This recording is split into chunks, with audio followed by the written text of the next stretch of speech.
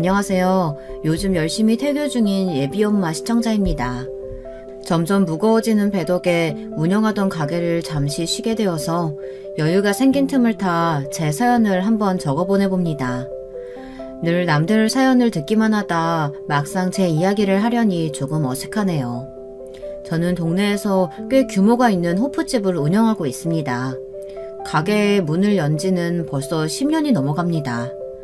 초반에는 작은 크기로 시작했지만 점점 단골이 많아지고 장사가 잘 되어서 조금씩 가게를 키워왔던 것이 지금의 규모가 되었습니다.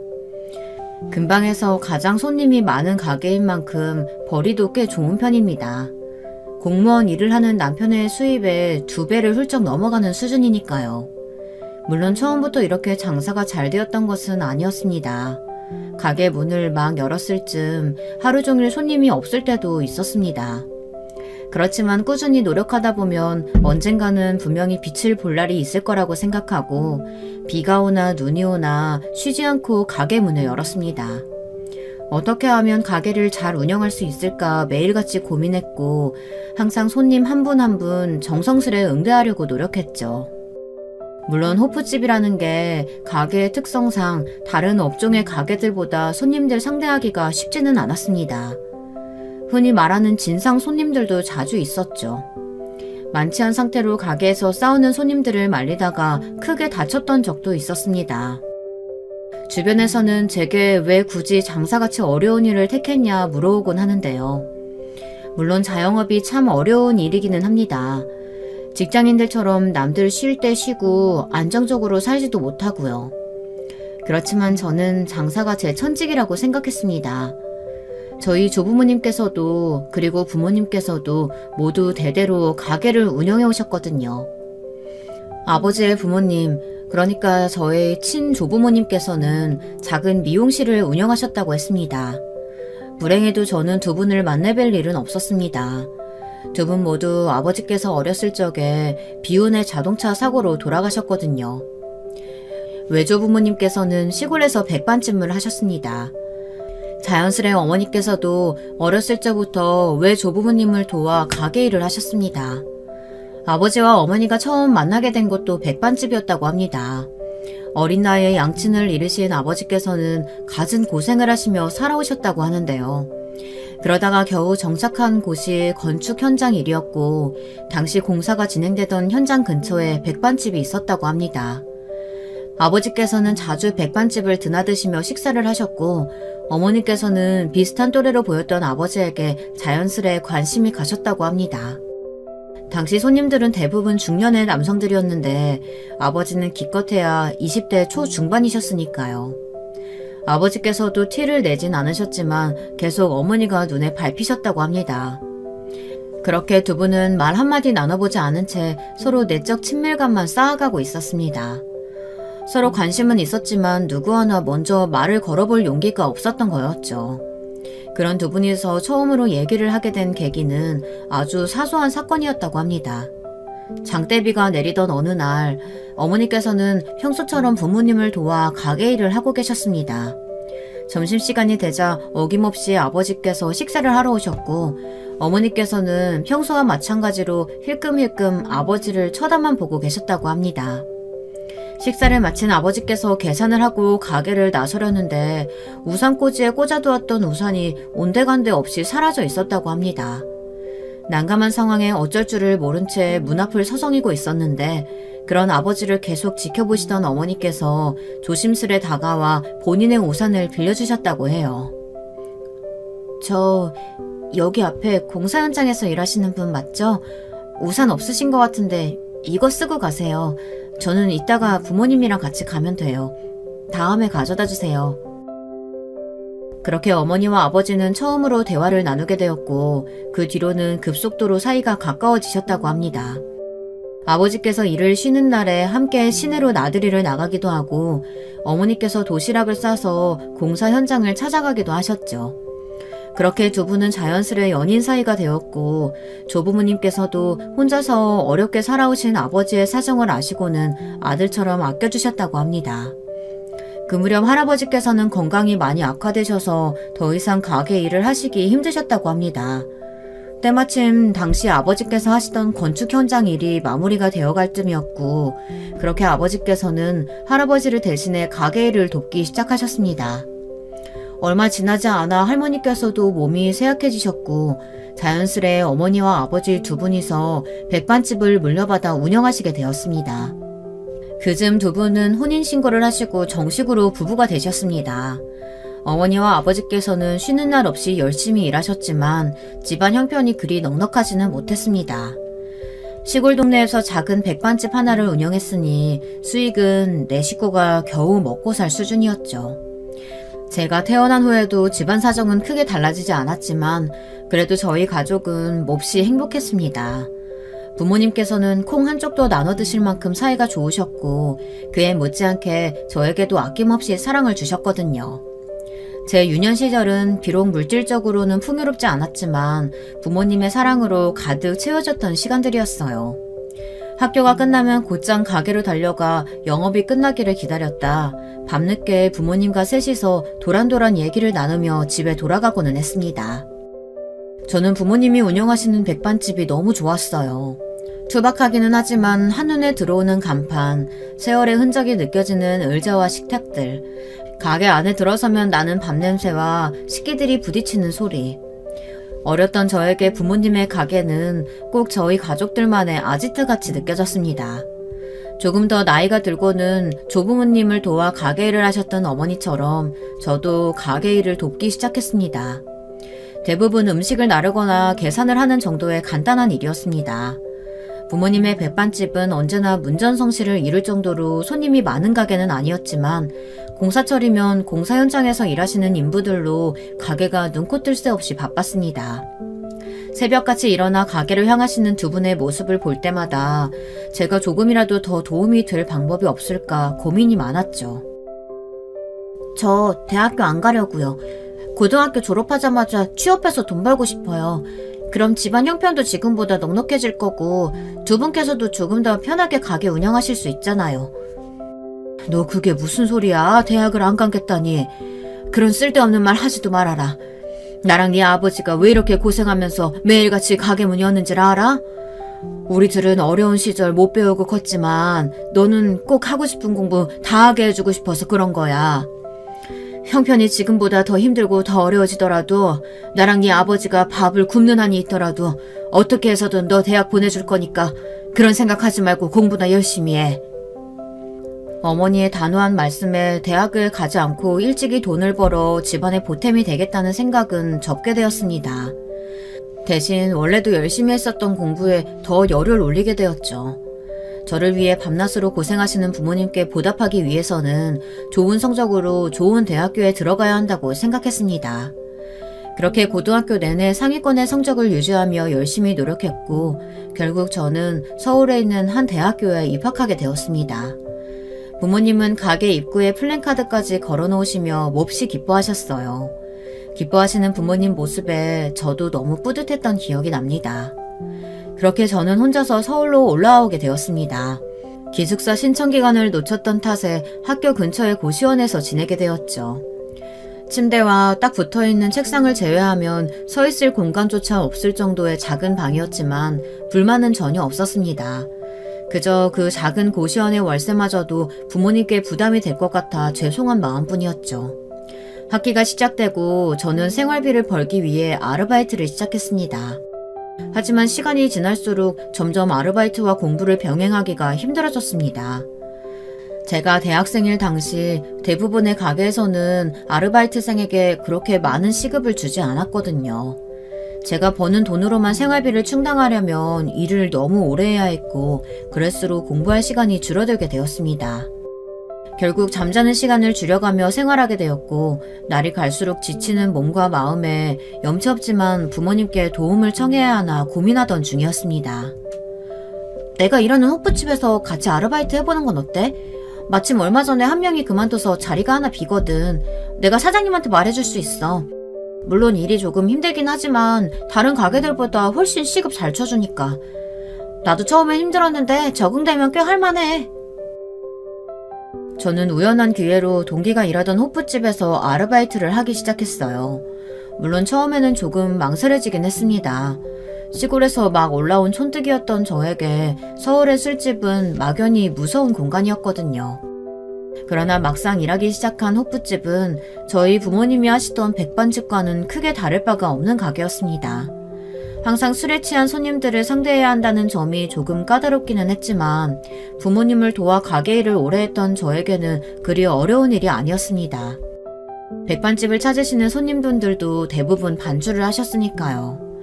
자연스레 저는 호프집 일에 금방 적응했고 사장님께서도 성실히 일하는 제가 마음에 드신다며 보너스를 자주 챙겨주시곤 하셨습니다. 그렇게 낮에는 학교에서 공부를 하고 밤에는 호프집에 나가 생활비를 버는 일상이 계속되었습니다. 저 옆방 사시는 분 맞으시죠? 다름이 아니고 밤마다 너무 시끄러워서요. 여기 사시는 분들 거의 공부하는 학생들인데 그렇게 피해를 끼치시면 안 되지 않을까요? 제가 정말 참아보려고 했는데 저도 고시 준비하는 사람인데 옆방에서 쿵쿵대는 소리에 공부에 집중이 너무 안 돼서요. 사정은 잘 모르겠지만 조금만 조용히 해주시면 감사하겠습니다. 그러던 어느 날이었습니다. 그날도 학교에 다녀와서 아르바이트를 하려고 고시원을 나서는 참이었는데 처음 보는 얼굴에 20대 중반 정도 돼 보이는 남자가 제게 말을 걸어왔습니다. 네? 밤마다 쿵쿵거린다뇨? 저는 일하느라 밤에는 거의 방에 없는데요. 다른 방이랑 착각하신 거 아니에요? 아, 네? 204호분 아니세요? 아니요, 전 202호실인데요. 제 말에 남자는 몹시 당황하며 연신 사과를 했습니다. 새빨개진 얼굴을 하며 이야기를 꺼내기 전까지 얼마나 고민했는지 뻔히 보이는 떨리는 목소리에 참 순한 사람이구나 이런 인상을 받았던 것 같아요. 알고 보니 밤마다 시끄럽게 소리를 내는 건 204호실에 살고 있던 사람이었고 얼마 지나지 않아 방을 빼고 나갔습니다. 그 일 이후로 저와 그 남자는 오며 가며 인사를 하고 지내는 사이가 되었습니다. 아마 이쯤 되면 눈치가 빠르신 분들은 예상하셨겠죠. 네, 바로 이 남자가 바로 저희 남편입니다. 저와 남편은 고시원에서 처음 만난 사이예요. 남편은 당시 공무원 시험을 준비하고 있었습니다. 남편은 서울에 본가가 있는 사람이었지만 집에서는 공부에 집중하기가 어려운 환경이라 혼자 나와서 살고 있다고 했습니다. 그때까지만 해도 남편의 자세한 집안 사정을 알지는 못했습니다. 더 이상 말하고 싶어 하지 않는 것 같아 꼬치꼬치 캐묻지도 않았고요. 저희 어머니께서 보내주신 반찬을 나눠 먹기도 하고 호프집 일이 끝나고 밤늦게 돌아오는 저를 남편이 데리러 와주기도 하며 저희 둘은 점점 가까워졌습니다. 그렇게 저와 남편은 자연스레 연인 사이가 되었지만 교제를 시작했다고 해서 교제 이전과 생활이 크게 달라지지는 않았습니다. 그도 그럴 것이 남편은 한창 공부에 집중해야 하는 고시생이었고 저는 학교 생활과 아르바이트를 병행하느라 언제나 바빴거든요. 결국 저희의 데이트는 대부분 서로가 여유 있을 때 주로 빈 자투리 시간에 짧게 이루어졌습니다. 비싼 레스토랑에 가거나 기념일에 좋은 선물을 주고받지는 못했어도 나름대로 행복한 연애였습니다. 남편은 천성이 다정하고 순한 사람이었고 만나는 내내 제게 한 번도 언성을 높인 적이 없었습니다. 화나거나 섭섭한 일이 있어도 언제나 좋은 말로 표현할 줄 아는 사람이었죠. 저도 그런 남편에게 더 다정하고 좋은 애인이 되기 위해 항상 노력했고 그렇게 저와 남편은 계속 행복할 것만 같았습니다. 그러나 남편이 1차 시험에 합격한 후로 저희 관계는 삐걱거리기 시작했습니다. 나 아무래도 공부하는 시간을 좀 더 늘려야 할 것 같아. 2차 시험 준비하려면 생각보다 준비할 것들이 더 많더라고. 너도 일 때문에 바쁘기도 하고 한동안 연락을 좀 줄여보는 건 어떨까? 지금도 그렇게 자주 만나는 편은 아니잖아. 기껏해야 밤마다 오빠가 나 데리러 와주는 거나 고시원 앞에서 간단하게 식사하는 게 다인데 그게 그렇게 오빠한테 방해가 되는 거야? 남편은 저와의 연애보다 남은 시험에 조금 더 집중하고 싶어 했고 저는 그런 남편이 못내 섭섭했습니다. 지금 돌이켜보면 남편은 인생에서 가장 중요한 도전을 하고 있던 시기였고 저 또한 마냥 여유가 있기보다는 여러 일들로 바쁜 시기를 보내고 있었으니 남편 말대로 서로의 입장을 이해하며 조금 더 유하게 넘길 수 있던 문제였던 것 같아요. 그렇지만 당시 어렸던 저는 처음 겪었던 연인 사이의 문제를 어른스럽게 넘기지 못했습니다. 저와 남편은 그 이후로 같은 문제로 매번 다투게 되었고 남편이 남은 시험마저 합격하며 고시원을 떠나게 된 이후로 사이가 더욱 소원해졌습니다.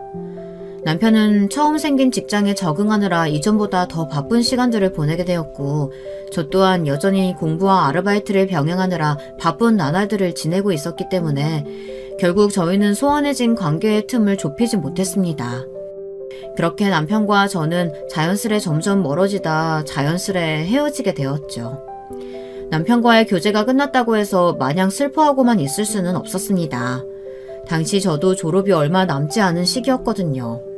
저를 좋게 봐주셨던 교수님의 소개로 다행히도 졸업하자마자 좋은 일자리를 얻을 수 있었습니다. 이제 열심히 돈 벌어서 지금껏 제 뒷바라지 해주셨던 부모님께 은혜도 갚고 효도할 일만 남았다고 생각하던 차였습니다. 네 아버지 쓰러지셨다. 뇌에 무슨 문제가 있다는데 혈관이 막혀서 피가 안 통한다고 하더라. 내가 조금 더 신경 썼어야 했는데 그렇게 건강하시던 양반이 갑자기 쓰러질 줄 누가 알았겠니. 지금 의식이 없어서 병원에 누워 계신다. 의사 말로는 너무 늦게 왔다고 회복 가능성이 거의 없다고 하는데. 아버지께서 갑작스레 뇌경색으로 쓰러지셨다는 소식에 급하게 회사에 휴가를 내고 시골로 내려갔습니다. 오랜만에 만난 어머니께서는 제 기억 속의 모습보다 몹시 쇠약해 보이셨습니다. 그동안 제 앞가림하기 바쁘다는 핑계로 부모님께 너무 신경을 못 써드린 것 같아 죄송한 마음만 가득이었습니다. 병실에 누워 계신 아버지의 모습을 보니 눈물이 펑펑 쏟아졌습니다. 내가 조금 더 자주 연락을 드렸으면 아픈 곳 없냐, 병원 잘 다니시냐 물어보기라도 했었다면. 물론 뇌경색이 큰 전조 증상 없이 일어나는 병이라고는 하지만 제가 서울이 아니라 부모님 곁에서 보살펴 드렸다면 이렇게 쓰러지시는 일은 없지 않을까 그런 생각이 들었습니다. 결국 입사한 지 얼마 되지도 않은 회사에 사정을 말씀드리며 장기 휴가를 내고 아버지께서 회복하실 때까지 어머니 곁에서 가게 일을 도와드리기로 했습니다. 오랜만에 찾은 부모님의 백반집은 여전히 따뜻했습니다. 가게 곳곳에 가득한 제 어린 시절이 떠올라 그동안 서울 생활을 하며 지쳤던 심신이 치유되는 기분이었죠. 그렇게 한동안 어머니와 함께 백반집을 운영하며 시간을 보냈습니다. 그러면서도 아침 저녁으로 아버지의 병실을 드나들며 혹시나 오늘은 눈을 뜨시지 않을까, 차도가 조금이라도 있지 않을까 간절한 마음으로 기도했습니다. 그러나 아버지께서는 결국 눈을 뜨시지 못하고 돌아가셨습니다. 너무나 갑작스러운 이별에 어머니께서도 큰 충격을 받으셨는지 얼마 지나지 않아 몸져 누우셨습니다. 어머니마저 잃게 될까 두려웠던 저는 밤낮으로 온 마음을 다해 어머니를 간호했습니다. 그렇게 당초 예상했던 것보다 더 긴 시간이 흘렀고 저는 결국 휴가를 냈던 회사를 퇴사했습니다. 교수님의 소개로 들어갔던 회사였기에 사장님께서는 제 사정을 이해해주고 장기 휴가를 쓸 수 있도록 배려해 주셨지만 더 이상 휴가가 길어졌다가는 교수님께도 회사에도 너무나 큰 폐를 끼치게 된다고 생각했습니다. 무엇보다도 아버지를 갑작스레 잃은 후 어머니를 혼자 시골에 두고 서울로 돌아오고 싶지 않았습니다. 노쇠하신 어머니 곁에서 제가 어머니를 간호하며 백반집 일을 돕고 싶었어요. 어머님과 백반집 모두 제게는 아주 소중한 존재였으니까요. 그러나 퇴사 소식과 제 결심을 전해 들으신 어머니께서는 노발대발하시며 언성을 높이셨습니다. 배울 만큼 배운 애가 무슨 장사를 하겠다고 그러냐? 내가 너 그러라고 대학 보낸 줄 알아? 멀쩡하게 대학까지 나온 애가 이 시골에서 백반집을 하겠다니. 너 없어도 나 혼자서 잘할 수 있다. 내 걱정은 말고 다시 서울 올라가서 사장님께 죄송하다고 싹싹 빌어. 아니요, 저 서울 다시 안 갈 거예요. 어머니 곁에서 어머니 간호하면서 백반집 장사할 거예요. 장사가 뭐 어디가 어때서 그러세요.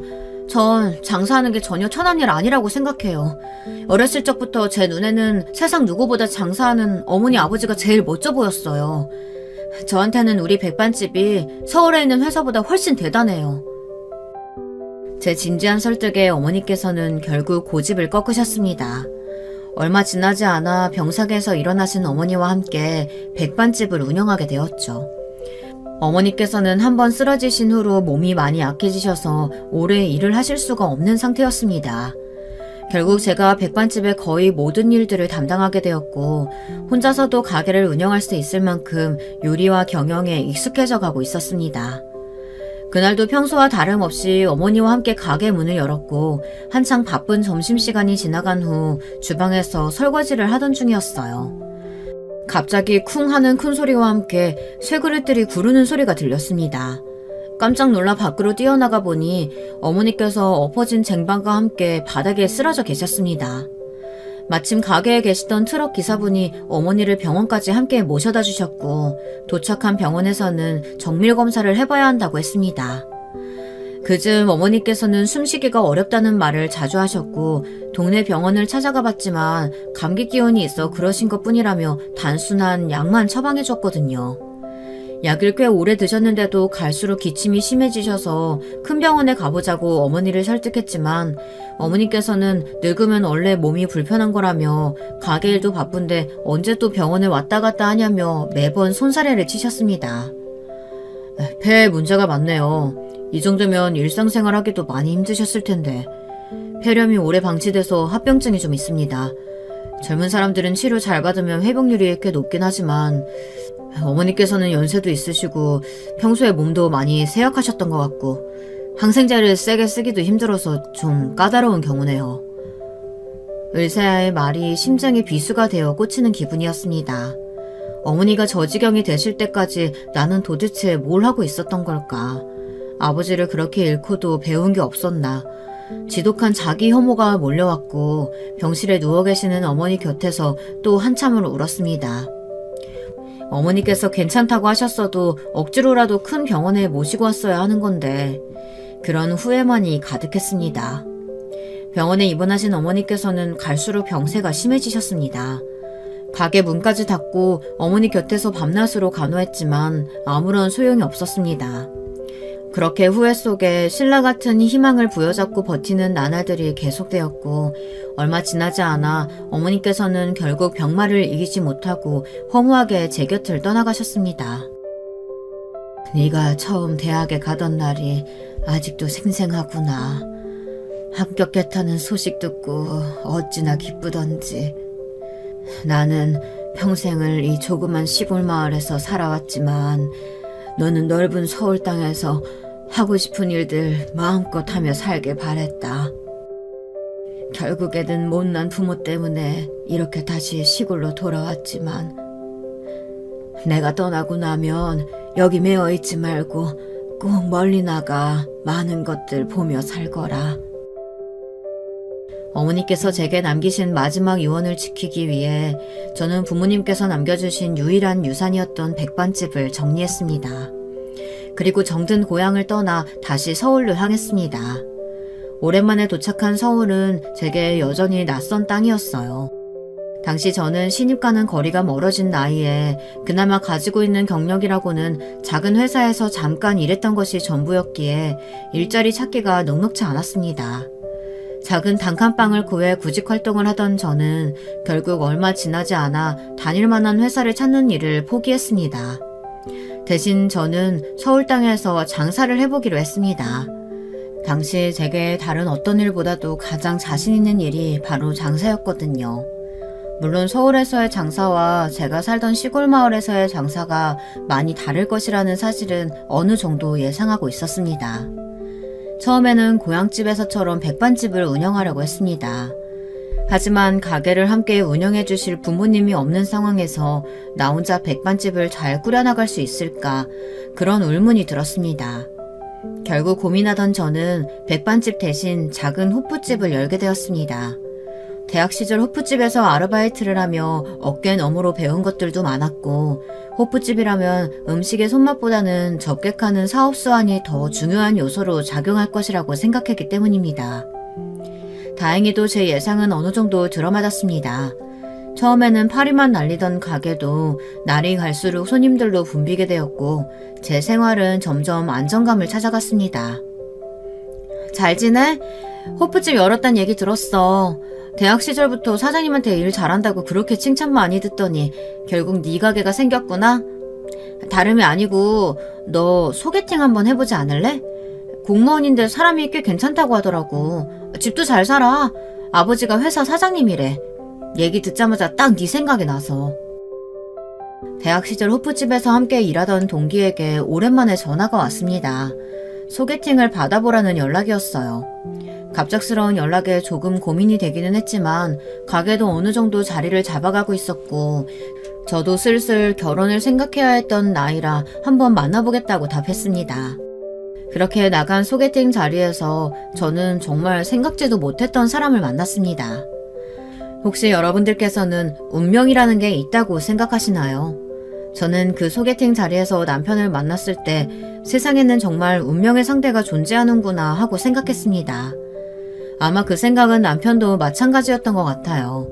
남편은 저와 헤어진 이후로 한 번도 연애를 하지 않았다고 했습니다. 제가 연인 사이의 문제를 어른스럽게 대처하지 못했던 것을 후회했던 것처럼 남편도 당시에 제게 더 신경 써주지 못했던 것들을 두고두고 후회했다고 했어요. 저와 헤어진 후에도 저를 잊지 못해 연락해볼까 수도 없이 고민했었지만 제가 고향으로 내려갔다는 소식을 듣고 마음을 접었다고 했습니다.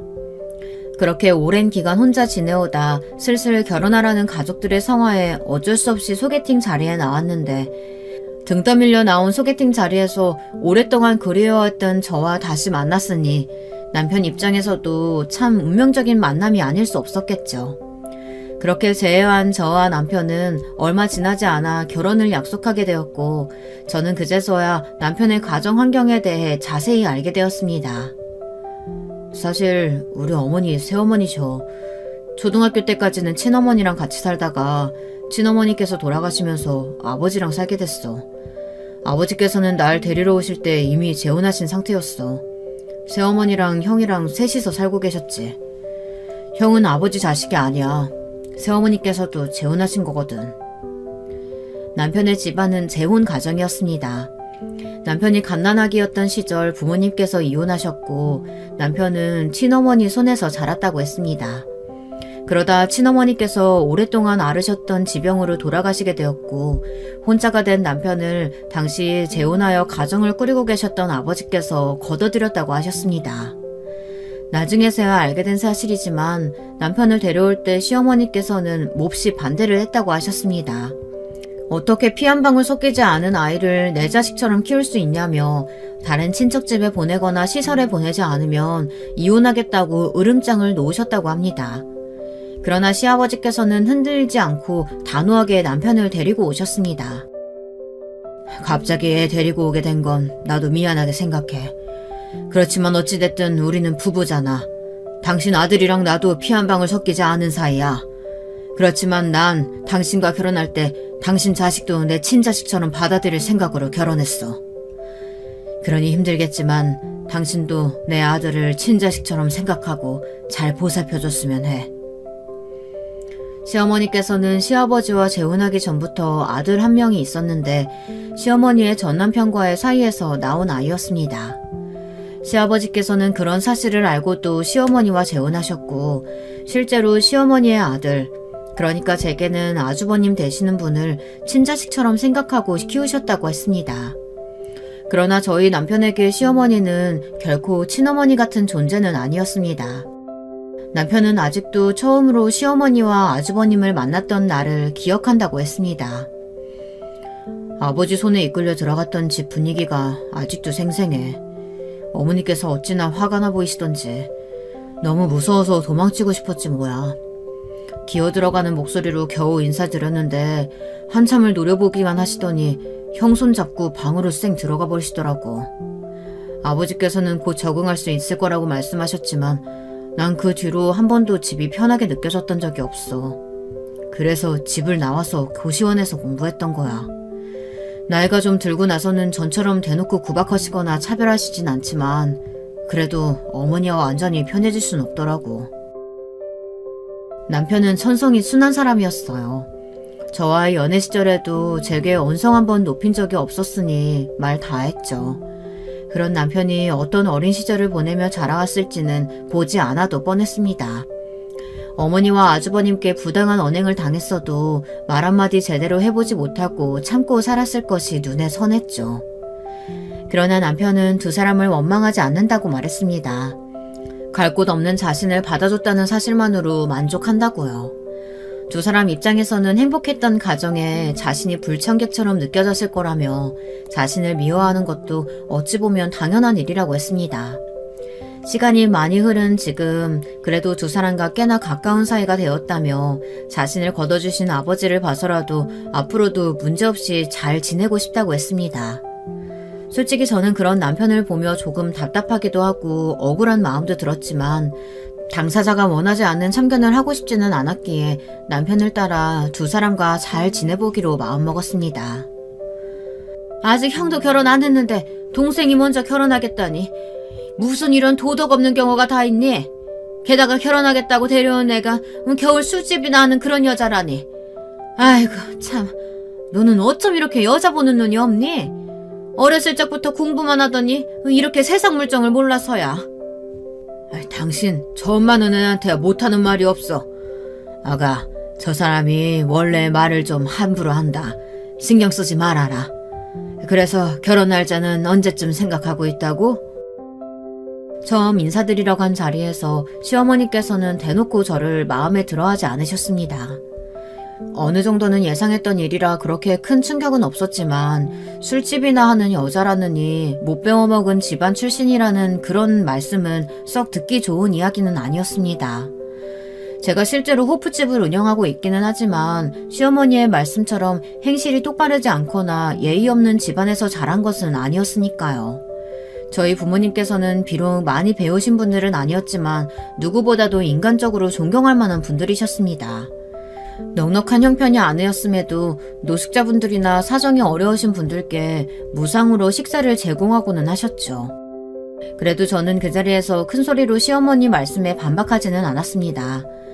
제 옆에 앉아 눈치를 보고 있을 남편을 생각해서라도 시어머니와 문제없이 지내고 싶었으니까요. 그렇게 저희는 결혼 날짜를 잡았고 본격적인 결혼 준비를 시작했습니다. 저와 남편의 결혼 날짜가 잡힌 뒤로 시어머니께서는 급하게 아주버님의 선자리를 알아보셨다고 했습니다. 어렸을 적부터 꾸준히 공부를 잘했던 저희 남편과 달리 아주버님께서는 공부에 큰 재능이 없으셨습니다. 변변찮은 전문 대학교를 졸업하신 후 별다른 직업 없이 지내시다 시아버지의 도움으로 회사에 들어가셨죠. 흔히들 말하는 낙하산이었습니다. 시아버지께서는 자식이라 하더라도 능력이 없으면 회사를 물려줄 생각이 없다 하셨지만 명색의 장남인데 가업을 이어받지 못한다는 게 말이 되느냐는 시어머니의 등살에 못 이겨 후계자 수업을 시키고 계시던 중이었습니다. 덕분에 아주버님께서는 대외적으로는 아버지의 사업을 물려받으실 분이었기에 선자리를 알아보는 일이 아주 순조롭게 진행되었습니다. 그렇게 강남의 어느 부잣집 딸과 혼담이 오가게 되었고 아주버님은 저와 남편보다도 한 달 일찍 식을 올리게 되었습니다. 어머, 안녕하세요. 어머님, 아버님 잘 지내셨어요? 제가 그간 너무 바빠서 인사를 이제야 드리네요. 이해해 주실 거죠? 저희 친정일이 워낙 바빠서요. 저와 형님의 첫 만남은 결혼하고 처음 맞는 명절이었습니다.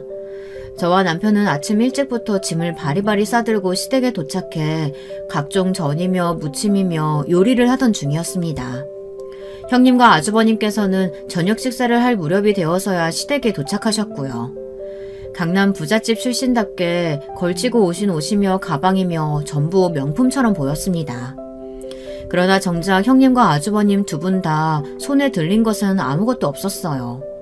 보통 명절이면 부모님께 드릴 소고기나 과일 같은 그런 선물들은 하나쯤 있어야 했는데 말이죠. 저희가 급하게 오느라 빈손으로 와버렸네요. 나중에 용돈으로 두둑히 챙겨드릴게요. 괜찮으시죠? 없이 사는 집안도 아닌데 이런 거 하나하나 신경 쓰진 않으실 것 같고요. 그럼 우리 예쁜 아가가 직접 와줬는데 선물이 뭐가 필요하겠니? 먼 길 오느라 고생 많았다. 그 저녁 식사 다 되니까 앉아서 기다리거라. 얘 뭐하니? 얼른 상 차려서 내오지 않고. 급하게 오셨다는 말씀과 다르게 형님께서는 상당히 늦은 시간에 도착하셨지만 시어머니께서는 그런 건 전혀 신경 쓰시지 않는 듯 보였습니다. 가난한 집안 출신의 술집을 운영하는 저와는 다르게 강남에 빌딩 몇 채가 있다는 부잣집 출신 형님이 얼마나 예뻐 보이셨을까요? 시어머니께서는 며느리가 아니라 거의 상전을 모시듯이 형님을 대하셨습니다. 얼마 지나지 않아 형님께서 임신을 하신 뒤로는 그 정도가 더욱 심해졌습니다. 그럴수록 저를 향한 시어머니의 이유 없는 구박과 비교도 심해져만 갔죠. 그럴 때마다 저는 남편을 생각하며 억울한 마음을 꾹꾹 눌러냈습니다. 남편이 그동안 받아왔을 핍박과 서러움에 비하면 이건 아무것도 아니다. 남편이 애써 유지하고 있을 평화로운 가족관계를 내가 깨트릴 수는 없다. 이런 생각들을 되뇌이면서요. 그렇게 시간이 흘러 형님은 아들을 낳으셨고 그렇지 않아도 부잣집 딸이라 떵떵거리던 형님의 기세는 하늘을 찌를 듯 했습니다. 저와 남편도 아이를 갖기 위해 부지런히 노력했지만 좋은 소식은 도통 찾아오질 않았죠. 동서, 아직도 소식 없다며? 도련님하고 혹시 무슨 문제 있는 건 아니지? 농담이야, 농담. 왜 그렇게 정색하고 그래? 내가 윗사람으로서 걱정돼서 하는 말이지 나쁜 뜻으로 하는 말이겠어? 하여간 술집 장사 오래 해서 그런지 기본적인 예의도 없다니까. 적어도 위아래 구분은 해야 할 거 아냐. 가족 행사 등으로 형님과 마주칠 때마다 형님은 언제나 자식 이야기와 술집 이야기를 들먹이시며 시비 아닌 시비를 걸어오곤 하셨습니다. 그럴 때마다 제 속은 바싹 타들어갔지만 제 옆에서 시부모님의 눈치를 보느라 바쁜 남편을 생각하며 참아 넘겼습니다. 그렇게 형님의 아들은 초등학생이 되었고 여전히 저와 남편 사이에는 자식이 생기지 않았습니다. 난임 전문병원을 다녀보기도 했지만 몇 번의 시험관 시술을 모두 실패한 후 남편과 저는 마음을 접고 자연스럽게 찾아올 아이를 기다리기로 했습니다. 대놓고 말씀은 하지 않으셨지만 내내 둘째 손주를 기대하셨던 시아버지께서도 실망이 크신 눈치였습니다. 아버지께는 조금 죄송하지만 솔직히 말해서 난 자식 없이 우리 둘만으로도 충분하다고 생각해. 물론 너랑 나 닮은 아이 생긴다면 정말 행복하게야 하겠지. 그렇지만 아기가 없다고 해서 인생이 무조건 불행해지는 건 아니잖아. 그러니까 우리 너무 죄책감이나 부담감 가지지 말고 잘 지내보자. 자연스레 찾아올 아이를 기다려보기로 해놓고서도 시험관까지 모두 실패한 마당에 정말 자연 임신이 될까, 더 나이 들기 전에 할 수 있는 모든 방법을 동원해서 노력해봐야 하는 건 아닌가, 전전긍긍하던 제게 남편이 등을 토닥여주며 했던 말들이었습니다. 남편의 말에 눈물이 정말 펑펑 나더군요. 저도 모르게 그동안 아이를 빨리 가져야 한다는 부담감에 짓눌려 있었던 것 같았습니다. 그 뒤로는 남편의 말대로 부담감이나 죄책감에서 벗어나 편한 마음으로 지내기 시작했습니다. 임신에 관한 스트레스가 사라지니 자연스레 가게에도 이전보다 더 신경을 많이 기울이게 되었죠. 가게는 점점 더 손님으로 붐비게 되었고 증축 공사를 2번이나 하며 근방에서 가장 규모가 큰 호프집이 되었습니다. 덕분에 다달이 벌어들이는 수입 또한 배로 늘어났습니다. 여유가 생기니 자연스레 시부모님께 챙겨드리는 용돈의 액수도 늘리게 되었습니다. 그렇지 않아도 잘 사는 형님네는 시부모님께 용돈을 두둑히 챙겨드리고 계실 테니 괜히 비교당하기 싫은 마음도 있었죠.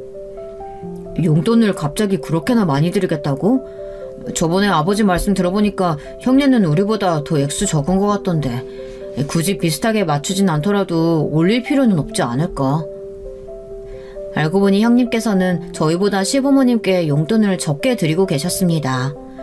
형님께서는 분명 넉넉한 형편이실 텐데 조금 의아한 마음이 들었습니다. 게다가 시아버지께서 회사를 운영하고 계셨던 만큼 다른 집들과 비교해보아도 결코 저희가 용돈을 많이 드리는 편은 아니었거든요.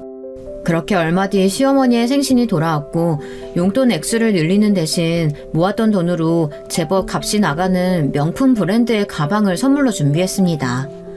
이 정도면 형님네 선물과 비교했을 때 크게 밀리지 않을 것이라고 생각했죠.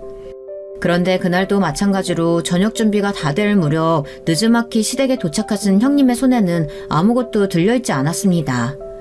대신 형님의 아들, 그러니까 초등학생인 제 시조카가 시어머니께 다가가서 손을 내밀더군요. 시조카의 손에 들려있던 것은 다름 아닌 삐뚤빼뚤 글씨로 적혀있는 안마 쿠폰이었습니다. 선물은 금액보다 정성이라잖아요. 명품 같은 거야 워낙 이미 많으실 테니까 손주가 직접 만들어 온 선물이 훨씬 의미가 있죠. 형님, 아무리 그래도 아이 선물은 아이 선물이고 어려운 형편도 아니시면서 매번 이렇게 빈손으로 오시는 건 좀 그렇지 않나요? 예, 난 명품 가방보다 손주가 직접 준비해온 선물이 훨씬 마음에 든다. 너같이 큰돈 만져본 적 없는 애들이나 돈 좀 생겼다고 못 모르고 펑펑 쓰는 거지. 원래 잘 사는 집 사람들이 더 알뜰살뜰 아끼며 사는 거야. 뭘 알고나 말해라. 시어머니께서는 당연히 형님 편을 들어주실 거라고 예상하긴 했지만 만약 저와 형님 입장이 반대였다면 아이 손에 안마크폰을 들려보낸 것이 저였고 명품 가방을 사온 것이 형님이었다면 시어머니께서는 그때도 지금처럼 말씀하셨을까 그런 생각이 들었습니다. 그러나 그 생각을 차마 입 밖으로 내뱉지는 못했습니다. 그날도 어김없이 저와 시어머니 사이에서 눈치만 보고 있을 남편 때문이었죠. 그렇게 심기가 불편해진 채로 저녁 식사를 마치고 시부모님과 아주버님, 형님께서 드실 수 있도록 과일을 깎아 내가던 차였습니다. 시조카가 혼자서 방 안에 들어가 책을 보고 있더라고요. 힐끔 들여다보니 학교 숙제를 하는 것 같았습니다. 뭔가 안 풀리는지 한참을 끙끙대고 있길래 가까이 다가가 도와줄까 물었습니다. 네? 숙모가 이런 어려운 걸 어떻게 알아요? 우리 엄마가 숙모는 못 배우고 자라서 무식하다고 했어요. 돌아온 대답은 충격적이었습니다. 겨우 초등학생짜리 아이가 제 눈을 똑바로 쳐다보고는 무식하다느니 못 배웠다느니 그런 이야기를 하는데 기가 막혀서 말이 안 나오더군요. 평소에 형님께서 아이에게 어떤 말들을 해오셨을지 뻔히 예상이 갔습니다. 숙모한테 그게 무슨 말버릇이냐, 어른에게 그렇게 예의 없이 말하면 안 된다고 조금 언성을 높이자 거실에서 과일을 드시는 형님께서 불이 나게 달려오시더군요. 아니, 어디 술집이나 하는 천막한 년이 남의 집 애를 가르치려 들어.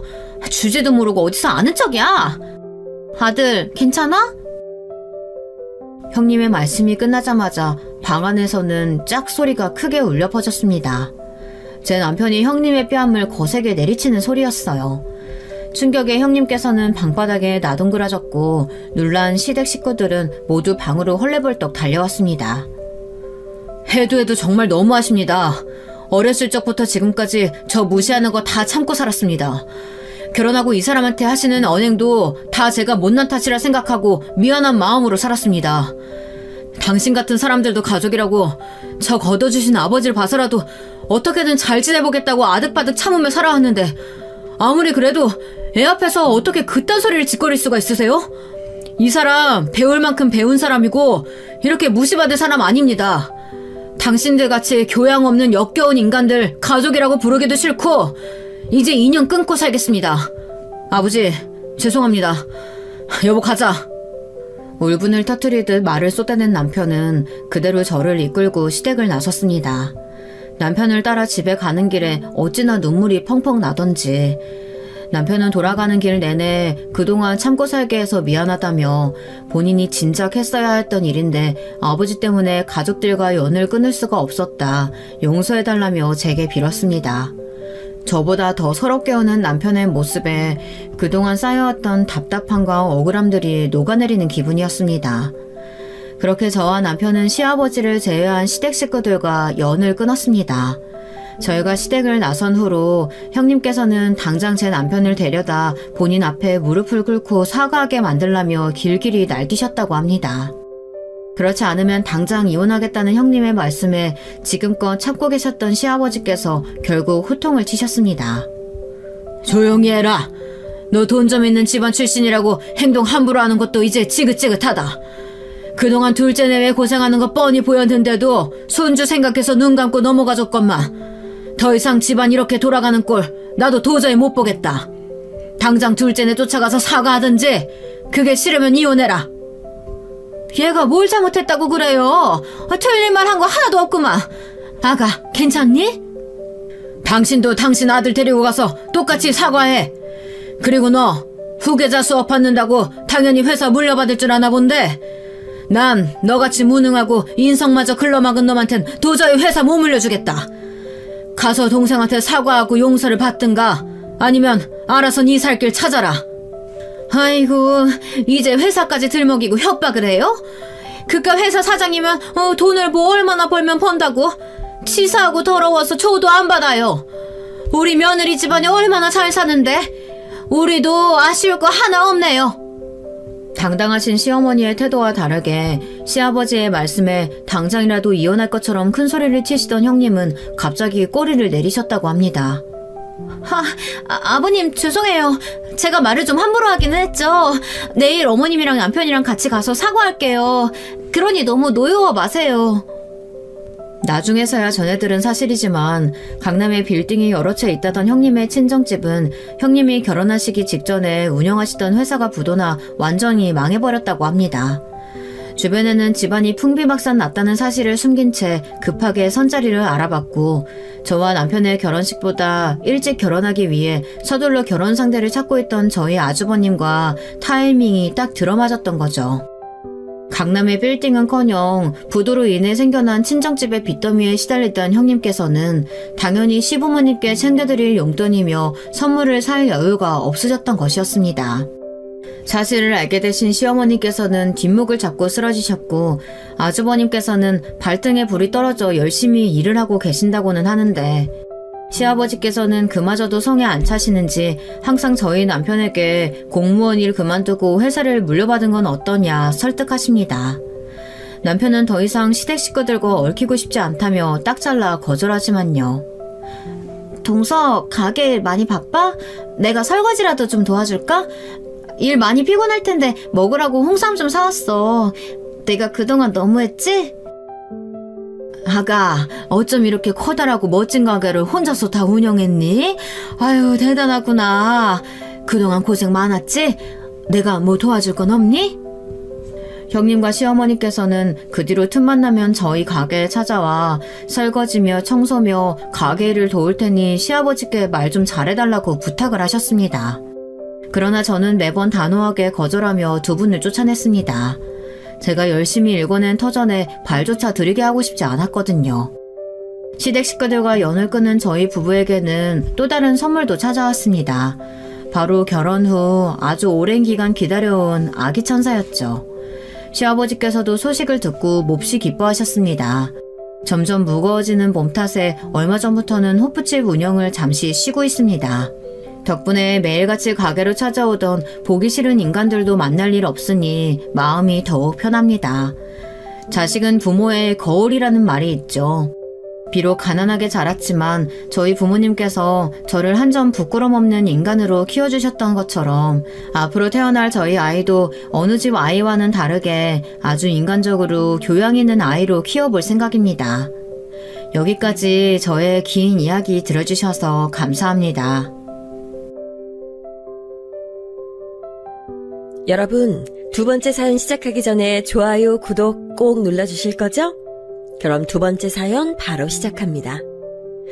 오늘도 여러분께 즐거운 시간을 안겨드릴 사연 한 편 소개해드릴게요.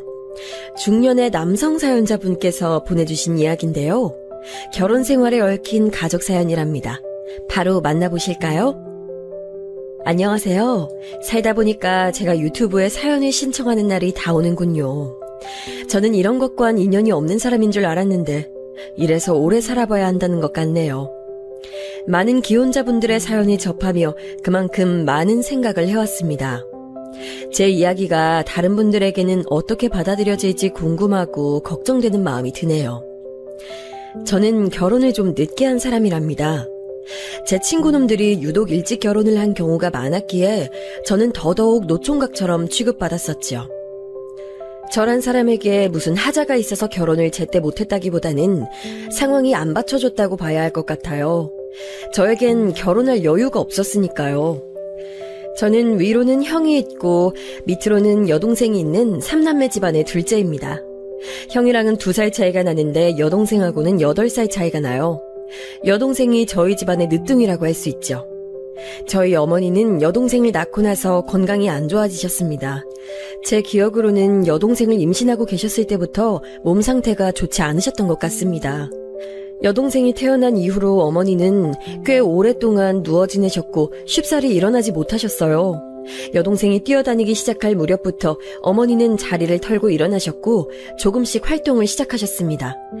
그러나 그때로부터 얼마 지나지 않아서 악몽이 시작됐어요. 저희 아버지라는 인간이 저지른 악몽 말입니다. 저희 가족들에게 아버지라는 인물은 공포였으며 나중에 가서는 증오가 됐죠. 제가 중학교를 각 입학했을 때 아버지께서는 실직을 겪으셨어요. 그 전에도 원래 온화한 성정과는 거리가 먼 분이셨지만 직접적으로 당신의 식구들에게 위해를 가하셨던 분은 아니었는데요. 실직을 당하시고 그 직후에 오래 알고 지냈던 친구분께 배신을 당하셔서 돈을 잃으시고 그 허한 심정을 달래려 술을 찾기 시작하셨을 때부터 확 달라지셨던 거예요. 그쯤 되니까 아버지가 술을 드신 건지 술이라는 것이 사람의 형상을 하고 있는 건지 헷갈릴 지경이 되더군요. 중학교를 졸업하자마자 타 지역의 외삼촌 댁으로 보내졌고요. 그곳에서 고등학교를 다니게 됐어요. 저희 집 형편이 도저히 3남매 모두가 걱정 없이 하루 3끼 먹을 수 있는 정도가 아니었거든요. 형이 집에서 사라지자 아버지가 더욱 활개를 치셨습니다. 덩치는 제법 컸으나 학창시절에 성격이 유약한 편이었던 저는 아버지에게 상대가 안 됐죠. 집안의 폭군, 아버지에게 가장 큰 피해를 입은 사람은 어머니셨어요. 오빠가 없는 동안 오늘 엄마가 아버지한테 살려달라고, 제발 살려만 달라고 엄청 빌었다? 근데 엄마는 살아있는데 왜 살려달라고 아버지한테 그러는 거야? 어머니가 그러셨다고? 어머니 지금 어디 계시니? 그러고 보니까 안 계시는 것 같은데. 엄마 저기 춘미 이모네 집 갔어. 아, 우리 옆 동네 사는 춘미 이모 말하는 거지? 언제 가셨는데? 좀 아까 아버지가 오늘 끝을 보자면서 막 그런 말해서 엄마가 나한테 이불 개어놓은 거 안에 숨어있으라 그랬어. 엄마는 커서 못 숨으니까 춘미 이모네 가서 숨는다 했어. 아직 상황 파악에 서툴러서 그나마 해맑았던 시절의 어린 여동생은 집안에 도래하고 있는 공포의 그림자를 그때까지만 해도 잘 모르고 있었습니다. 여동생이 그렇게 말을 해주면 저는 어머니가 숨어든 집에 찾아가 등에 업어서 모시고 집으로 돌아오곤 했습니다. 그나마 제가 있으면 아버지가 덜 날뛰셨기에 망정이었죠. 저는 팔팔한 10대 남학생이었으니 얻어터져도 맷집이 강해서 버틸 수 있었고 아버지의 흥미를 이끌어내기엔 제가 마땅치 않았으니까요. 아버지가 노리는 상대는 어머니셨죠. 냉정한 이성으로는 어머니가 이 집을 떠나 안락하게 사셨으면 좋겠다고 판단하고 있었으나 가슴 졸이는 심정으로는 어머니가 언제든 우리 남매를 버리고 영영 도망가실까봐 무섭다고 생각하고 있었네요. 사실 집안에서 사라져야 하는 존재는 아버지셨죠. 여동생도 조금 더 자라고 나자 아버지가 공포의 대상이라는 것을 또렷하게 인식하기 시작했으며 두려움에 떨게 됐어요. 그러나 저희 가족들은 아버지를 집에서 몰아내야 한다는 쪽으론 생각도 못 해봤던 것 같아요. 시대의 탓이었을까요? 그렇다기보다는 저희가 철저한 약자의 입장이었기 때문에 차마 거스를 엄두를 못 냈었던 듯 싶군요. 외삼촌은 지독한 자린고비셨고 성격이 상당히 독특한 분이셨는데 그랬기에 그 집에서 살며 고등학교를 다녀야 했던 형 또한 무척 힘든 시간을 보냈었어요.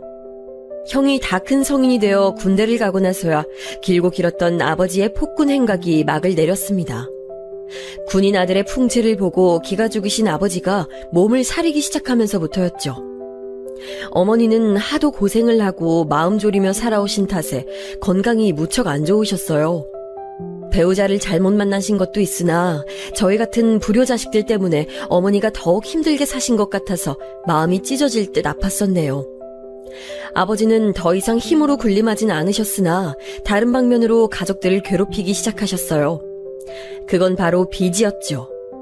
아버지는 술 때문에 간의 기능이 망가져서 세상을 뜨셨는데요. 저희 가족들에게 막대한 빚을 남기고선 떠나셨습니다.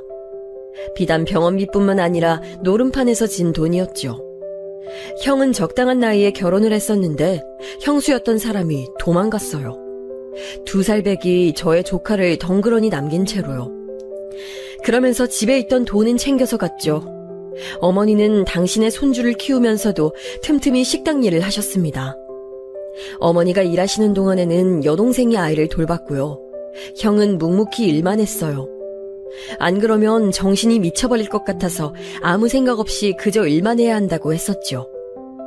저도 열심히 돈을 벌었습니다. 집안에 빚만 없어도 좋을 것 같다고 당시에는 그런 소원을 빌면서 일을 했어요. 태어나서 한 번도 게으르게 꾀를 부려본 적 없었고 열심히 인생을 살아보지 않은 적도 없었는데 아버지란 작자가 집안의 모든 걸 망쳐놨으며 막대한 빚이 있고 형수란 사람은 아이만 남겨둔 채 돈을 챙겨 도망가버리고 이런 상황들이 참 불합리하다고 여겼었죠. 세상은 불공평한 것이더라고요. 죄를 짓지 않고 살았음에도 여유라는 이름의 행복이 찾아와 주질 않았어요. 여동생만이라도 즐거운 자기 청춘을 누렸으면 하는 바람이 드는 게 오라비로서의 소망이었어요. 그래서 제가 계속 결혼을 못했습니다. 집에 있는 빚 다 갚고 나니까 건강이 다 사라진 어머니가 눈에 들어오더라고요. 편히 사셨으면 해서 작게나마 호강드리고 싶어서 결혼 욕심 안 부리고 그저 죽어라 일만 했어요. 쑥쑥 커가는 조카를 보면서도 마음이 복잡했고 많은 걸 해주고 싶었으니까요. 특히나 여동생은 너무 힘들지 않게 살았으면 했습니다. 조카가 7살일 때 형이 재혼을 했어요. 형이 그때 일적으로 많이 휘청거리고 힘든 시기이기도 했는데 형수님께서 많이 도와주시고 해결을 해주셨던 것으로 압니다. 재혼을 한 뒤 형은 형수님의 고향으로 터전을 옮겨가 살았고요. 그 다음으로는 여동생이 시집을 갔어요. 이때 제가 보탬이 되어줄 수 있어서 큰 보람을 느꼈습니다. 그렇게 되고 나서야 저 자신을 돌아볼 수 있었어요. 그 전까진 당최 저 스스로를 위한 시간을 내본 적이 없었고요. 가만히 보니까 제 친구놈들은 다 결혼을 했고 일찍 간 놈들은 벌써 학부모더라고요. 자식이 이미 학교를 다니고 있다 했죠. 이러다가는 노총각이 아니라 그냥 노인네가 되는 거 아닐까? 갑자기 그런 걱정이 드니까 확 조바심이 일어나더군요.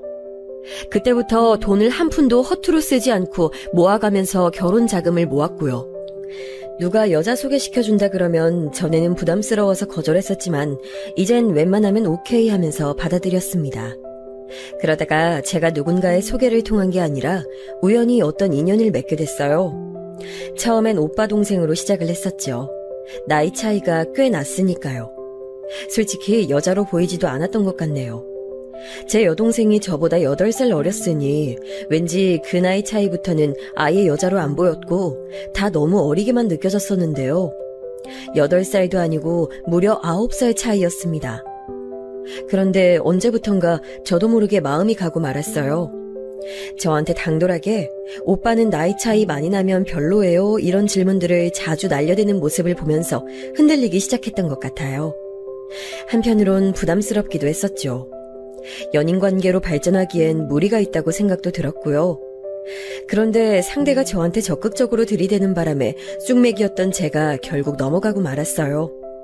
사귀게 됐는데 그로부터 얼마 지나지 않아서 임신 소식이 날아들었죠. 그때 아내는 저한테 간결하게 오빠가 책임져라 딱 한마디 했었고 저는 그 말을 따랐습니다. 주변에서 도둑놈 소리 들어가면서 그렇게 결혼을 하게 됐어요. 복받은 놈이라는 소리도 많이 들었었고요. 신혼집 제가 장만했습니다. 있는 돈 다 털었고 약간의 대출도 받았고 무엇보다 어머니께서 제가 결혼한다 하니까 통장 하나를 내미셨어요. 내가 네 결혼 소식을 얼마나 오래 기다린 줄 아니?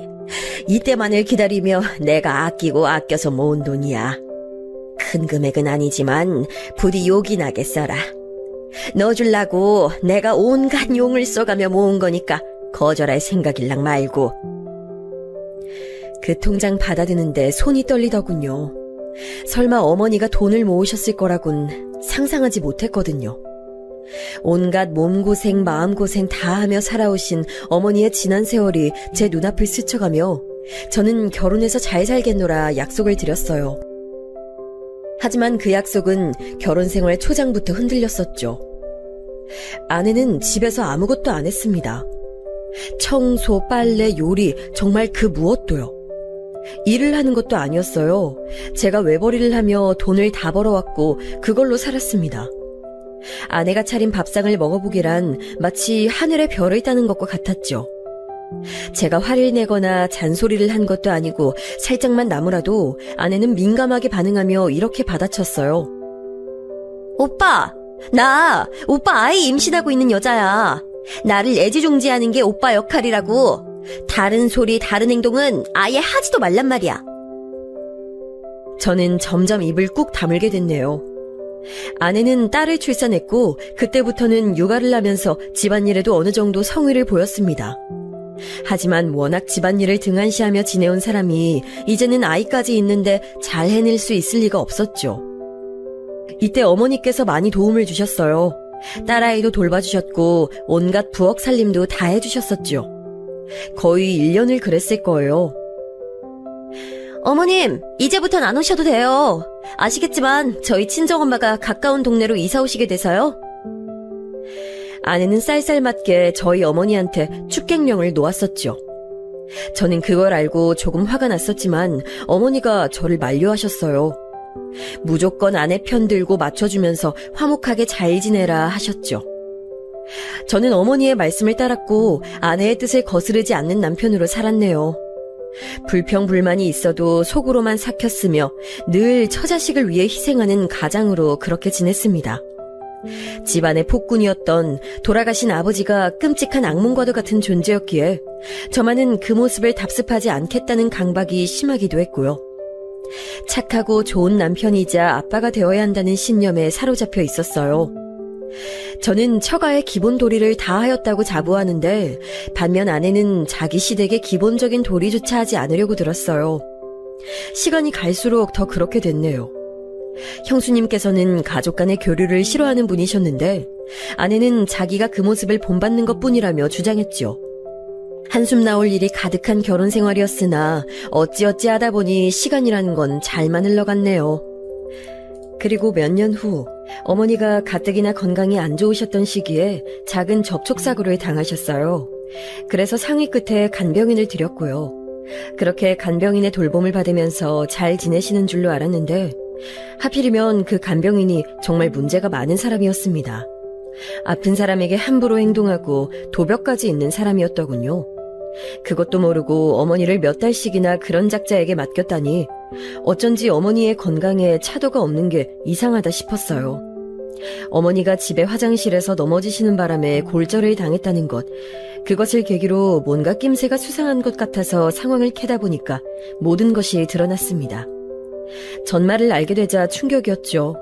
자식들한테 걱정 안 끼치려고 인내해 오신 어머니께 죄송했습니다. 어머니는 거동 자체가 불편하신 상황이었어요. 그리고 여동생은 처남의 직장 문제로 해외 출국을 앞두고 있었죠. 아예 1년 정도 해외에서 사는 계획이었습니다. 그래서 저는 간병인 문제까지 터진 마당에 제가 어머니를 모시고 싶다는 생각이 간절해졌어요. 그렇게 하는 것이 어머니를 위한 최선이라는 것을 알았으니까요. 또한 어머니에게 제가 큰 힘이 되어드리고 싶었어요. 어머니, 저희 집에 들어와서 사는 것으로 하셨으면 좋겠어요. 제가 전부터 생각은 그렇게 계속 해왔는데 이렇게 된 김에 결단을 내릴까 합니다. 저희 집으로 와서 지내주세요. 나를 데리고 살겠다고? 아유, 그게 어디 네 생각만으로 가능한 일이겠니? 너 혼자 사는 것도 아니고 네 처는 어떻게 생각하는지 물어봤고? 사실 아직 상의는 안 해봤어요. 하지만 몇 번 어머니를 우리가 모시고 살면 어떨 것 같으냐고 떠보는 식으로 물어본 적은 있었거든요. 딱히 크게 반대한다는 것 같진 않았어요. 아휴, 내가 늙고 약하면 빨리 죽어야 하는데 아직 죽지 못하고 이렇게 살아서 자식 부부한테 폐를 끼치는 것 같아 면목이 없구나. 그런 말씀 제발 하지 마세요, 어머니. 아직 한창 정정하실 연세인걸요. 고생만 덜어 해오셨다면 지금처럼 이렇게 건강이 안 좋진 않으셨을 거예요. 어머니 또래 친구분들 다 여행 다니시고 잘 지내시잖아요. 어머니도 꾸준히 건강관리하시고 좋은 음식 많이 드시고 긍정적인 생각만 하시다 보면 다시 걷고 뛰고 다 하시게 될 줄로 전 그렇게 믿고 있어요. 내가 몸이 안 좋은 게 어디 하루 이틀 일이었어야 말이지. 마음 같아선 내 욕심으론 그래, 너희들 사는 데 들어가서 지낸다면 내가 지금보다 건강관리가 잘 될 것 같아서 그 편이 좋겠다 싶다가도 내가 너랑 네 처에게 고된 짐을 안겨주는 모양새가 될까봐 그게 나는 겁이 난다. 짐이라뇨. 어머니는 자식들 키우느라 별고생 다 하시다가 건강 잃으신 거잖아요. 아버지 같은 무례한에게서 자식들 지키시려고 갖은 애를 쓰시다가 허약해지셨던 거고요. 그거 제가 다 봐왔고 다 아는 입장에서 지금이나마 어머니가 자식들에게 해주셨던 거에 일부라도 갚아드릴 수 있는 것 같아서 행복한걸요. 그러니까 부디 저희한테 민폐가 되실까봐 지레 걱정하지 말아주세요. 저희는 아무도 그렇게 생각 안 하고 있으니까요. 죄스럽다는 듯 눈가에 눈물을 달고 계신 어머니를 보자 가슴이 미어졌어요. 탄력이라곤 찾아볼 수 없는 고생의 흔적이 가득한 어머니의 두 손을 꼭 맞잡아드리면서 제가 몇 번이고 말씀드렸죠. 저희 집에서 모시고 지낼 생각이고 아내는 제가 설득할 예정이지만 아마도 저와 같은 의견일 것이라고요.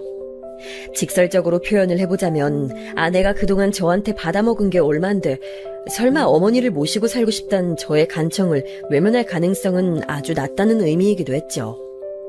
하지만 어쨌든 제가 아내에게 부탁을 하는 입장이라고 생각했기 때문에 조심스럽게 포문을 열었어요. 여보, 나한테 뭐 안 물어봐? 나 오늘 어머니 뵙고 왔는데 어머니 상태 어떤지 여보는 궁금하지 않아? 글쎄, 오빠가 별소리 안 하는 걸 보면 그냥 어머님께서 컨디션 괜찮으신가 보다 난 이렇게 생각하고 있던 참이었어. 근데 왜? 어머님한테 또 무슨 문제라도 생긴 거야? 아니, 문제랄 건 없고 저기 다름이 아니라 내가 계속 생각을 해봤는데 아무래도 우리 집에서 어머니가 지내시는 게 어떨까 싶어서. 뭐라고? 아, 갑자기 그게 웬 뚱딴지 같은 소리야. 와, 나 진짜 어이가 없으려니까. 어머님께서 오빠한테 그러셨어? 우리랑 같이 우리 집에서 살고 싶으시다고?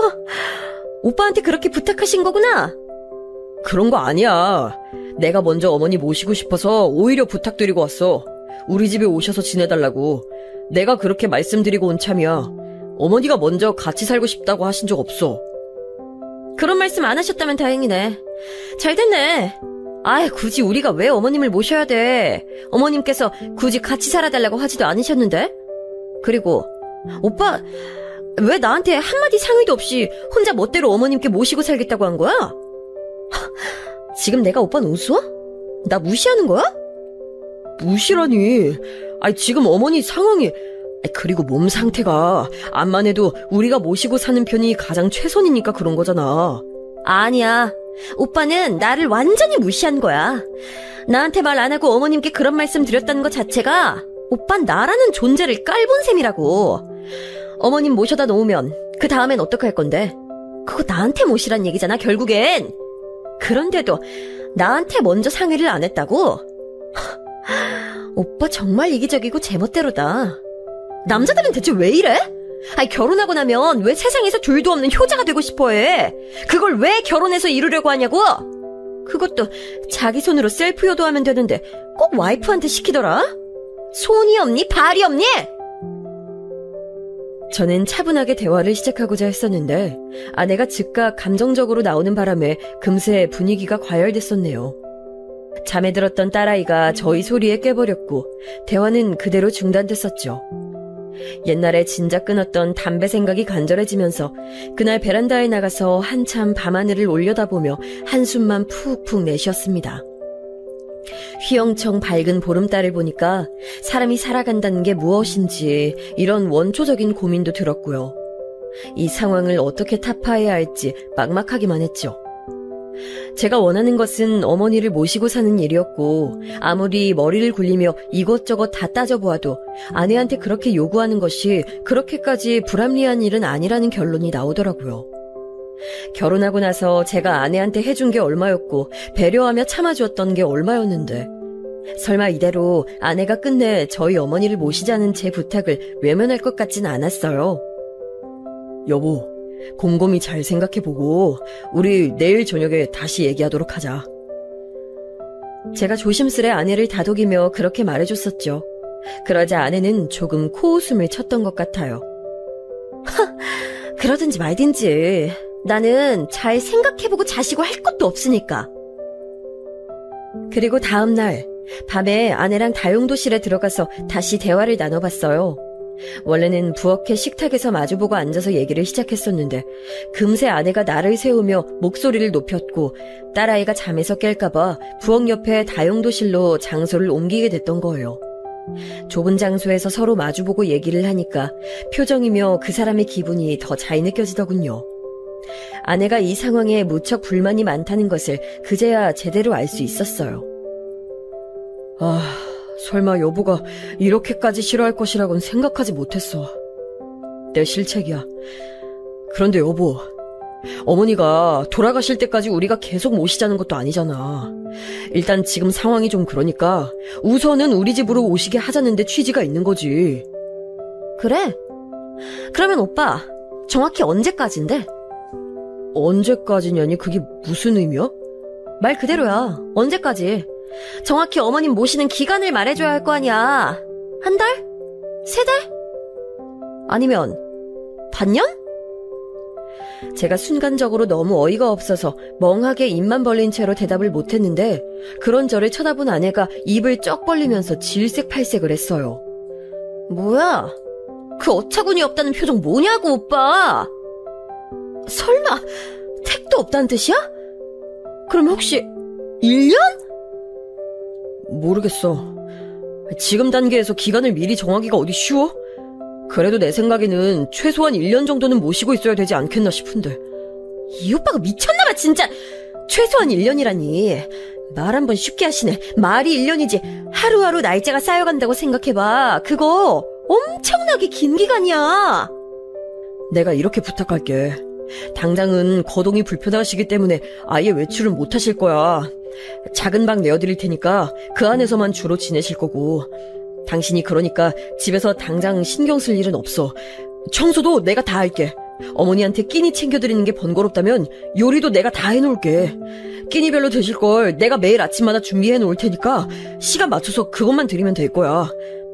그래도 안 될까? 당신이 힘들고 거슬리는 일 없도록 내가 최선 다할게.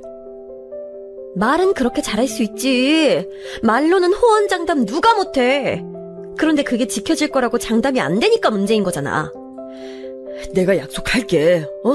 아니 맹세할게. 내가 어머니 다 챙기고 보살펴드리겠다고 각서 쓰면 될까? 당신은 그냥 한 집에서 모시는 신용만 해도 돼. 오빠. 아니 그렇게까지 해서 왜 굳이 모시려고 하는 거야? 난 더욱 이해가 안 되는데? 그럴 바에는 그냥 환경 좋은 곳 시설에 입소시켜드려. 내가 아르바이트를 해서라도 그 시설에 계시는 비용 대드릴 테니까 우리 집에 모시지 말고 시설에 모시라고. 그게 피차 좋은 결말 아니겠어? 아내가 펄쩍 뛰면서 그런 말을 하더니 잠시 후에 고민이 되는 표정으로 시설 비용 전액은 아니고 반만 대줄 수 있다는 식으로 중얼거리더라고요. 그 모습에 정말 제가 상처를 받았어요. 제가 여태까지 아내한테 해준 것들이 있는데 저도 사람이기에 무조건적인 헌신은 지치는 것이었거든요.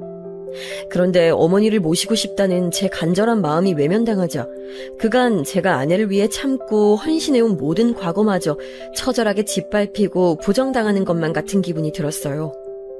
되게 비참하더라고요. 사람이 초라해졌어요. 우리 어머니, 너한텐 그저 시어머니일 뿐이겠지? 하지만 나한텐 날 낳아주신, 고생 많이 하신 내 어머니야. 당신 남편의 어머니라고. 가족인데 너무 매몰차게 나오는 거 아니냐? 여보, 난 당신한테 나랑 우리 어머니가 정말 별거 아닌 존재인 것 같아서 마음이 너무 안 좋다. 그러는 오빠야말로 지금 너무 초점을 이상한 데 맞추고 있는 거 아니야? 오빠, 지금 오빠가 어머님의 자식이라는 것만 생각할 때가 아니야. 우리 딸을 생각해야지. 우리 자식. 우리 딸 교육이 안 좋다고. 어머님께서 우리 집에 와 계시면 아이 정서 발달에 악영향을 끼칠 거야. 내가 알아. 장담해. 아내의 말이 너무 충격적이었습니다. 갑자기 어린 딸아이는 왜 들먹인답니까? 어머니를 집에 모시는 것과 딸아이 교육이 왜 동일선상에 놓이는 건지 저는 이해할 수가 없었어요. 저는 되도록 차분하게 좋게만 이야기를 하고 싶었는데 아내가 자꾸 딸아이를 방패 삼으며 어머니를 모실 수 없다고 거듭 말을 하자 저도 조금은 욱하는 심정이 되어버리고 말았습니다. 여보, 자꾸 헛소리 늘어놓지 마. 지금 그건 핑계 아니야? 솔직히 이렇게까지 양보 안 하고 조금도 타협하려 들지 않고 무조건 안 된다고만 하는 이유를 나야말로 모르겠어. 그냥 무조건 싫다는 거 아니야? 그래. 솔직히 말할게. 난 무조건 싫어. 오빠가 뭘 어떻게 잘하겠다고 장담을 하더라도 싫어. 이건 돈하고도 별개의 문제야.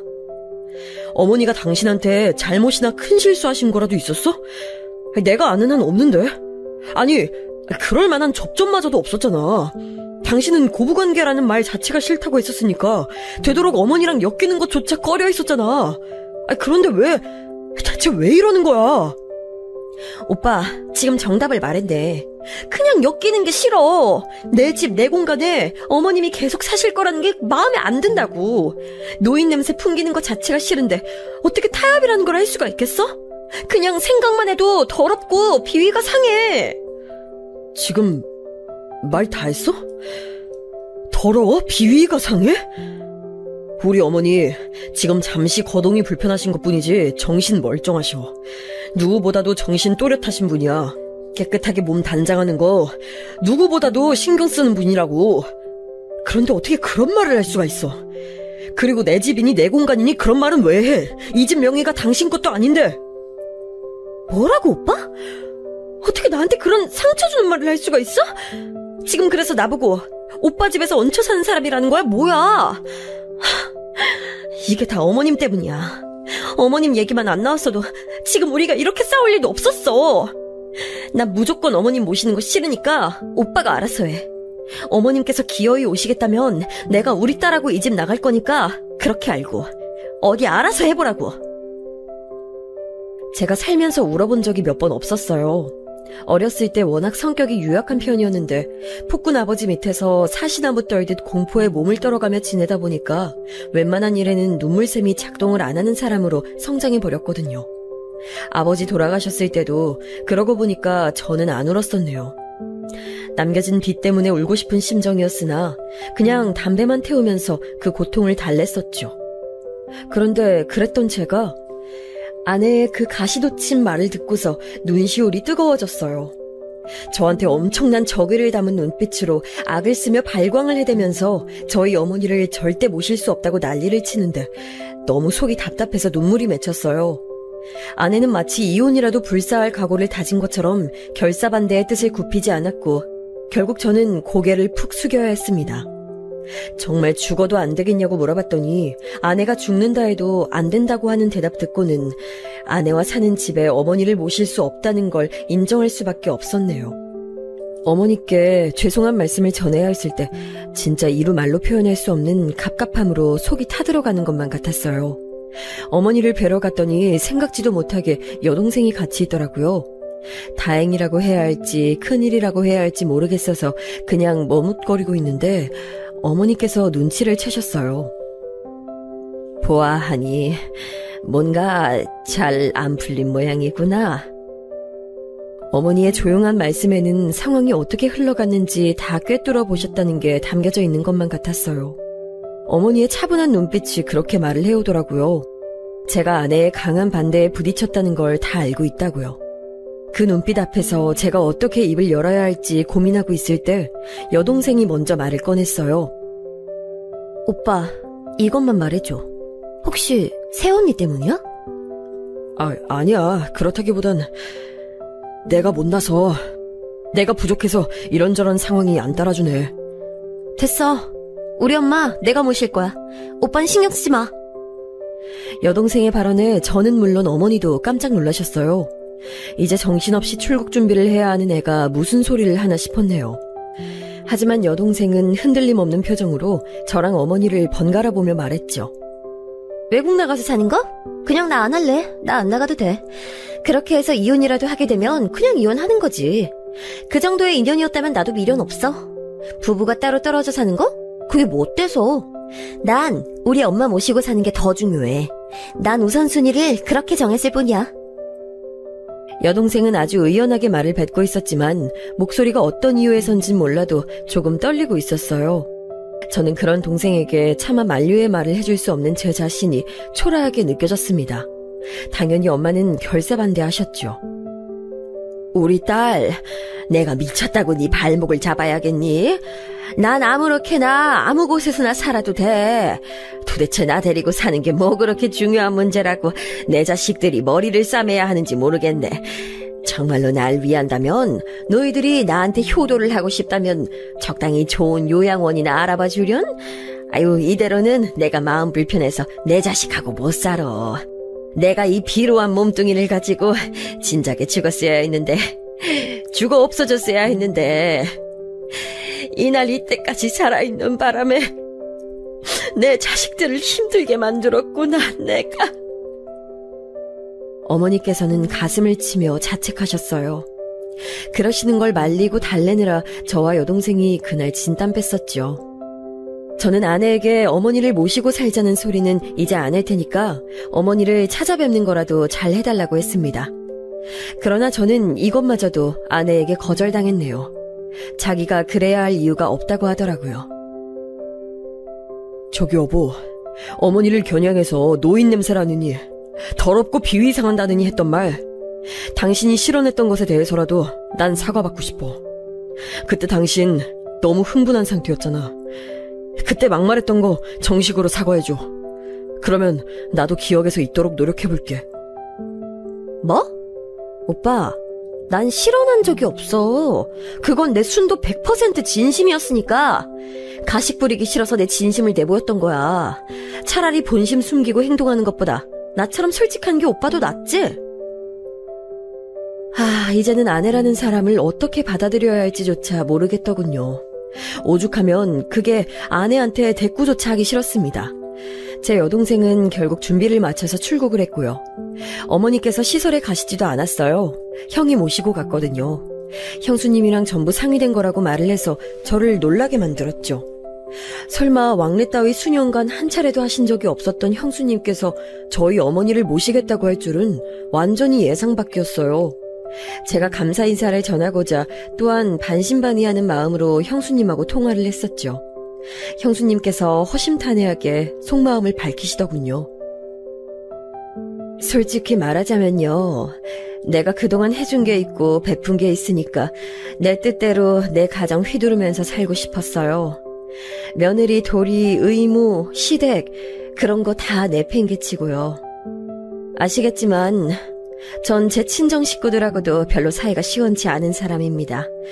그냥 내 남편, 내 아이들하고만 딱 그렇게 살 작정이었어요. 그런데 이런 상황에서 인간적으로 외면이 안 되더라고요. 모르면 몰랐지 알고 어떻게 외면할 수가 있나요. 어머님 잘 모시고 살아볼게요. 얼마가 되든 일단 한번 지내보는 거죠. 그리고 이웃집에 어머님보다 2살 나이 적으신 분이 사시는데 두 분이 친구하셔도 좋을 것 같아서 이런 계산도 있었고요. 정말 감사할 따름이었어요. 형도 처음에 형수님한테 얘기 꺼내고 나서 거절당했을 때 그걸로 끝일 줄 알았대요. 그런데 혼자 고민하시던 형수님이 이튿날 먼저 형한테 어머니 모시고 싶다고 말씀을 해오셨다고 합니다. 그리고 제가 정말 놀랐던 대목은 바로 형수님께서 하신 이 말씀이었어요.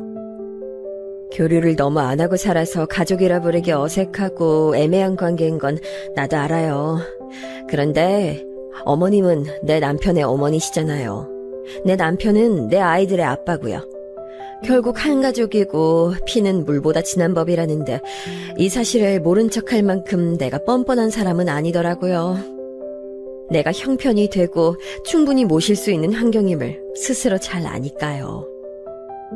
제가 아내에게 바랐던 것이 바로 그거였죠. 결국 한 가족으로 얽혀있으니 그 끈끈함이 있길 바랐어요. 아내로부터 그런 걸 얻어내진 못했지만요. 좋게 마무리가 되었으나 문제는 제가 그 이후로 아내에 대한 애틋함이 사라졌다는 거였고요.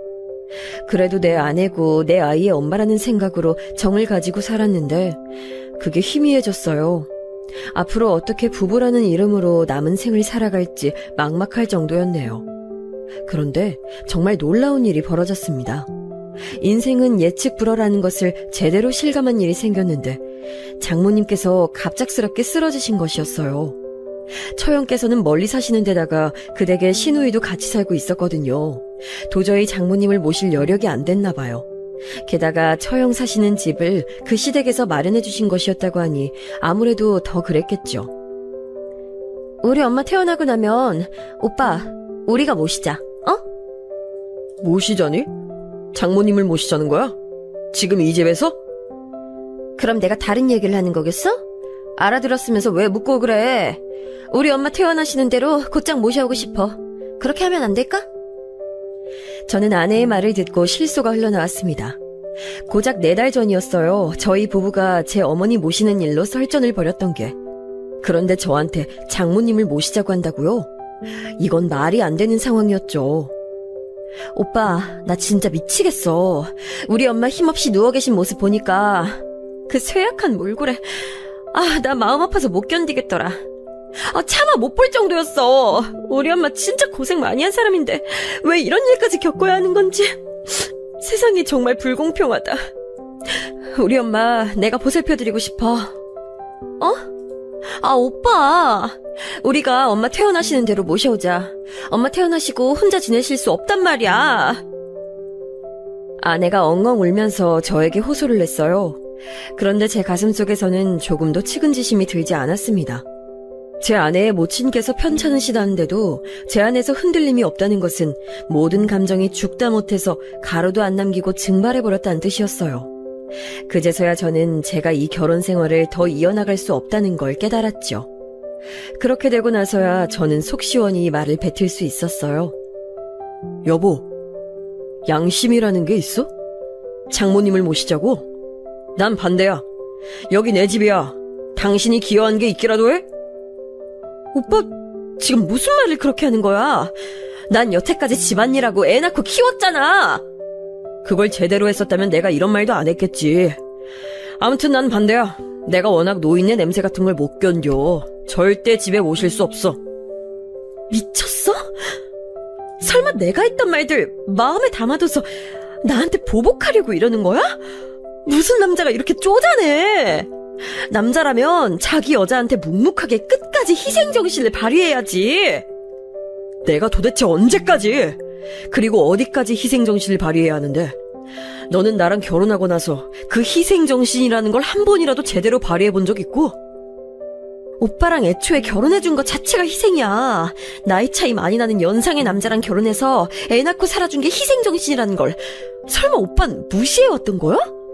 오빠, 난 오빠 와이프고 오빠 아이를 낳아준 몸이고 오빠가 존중해줘야 할 여자야. 예의 지켜. 그럴 마음이 별로 안 드네.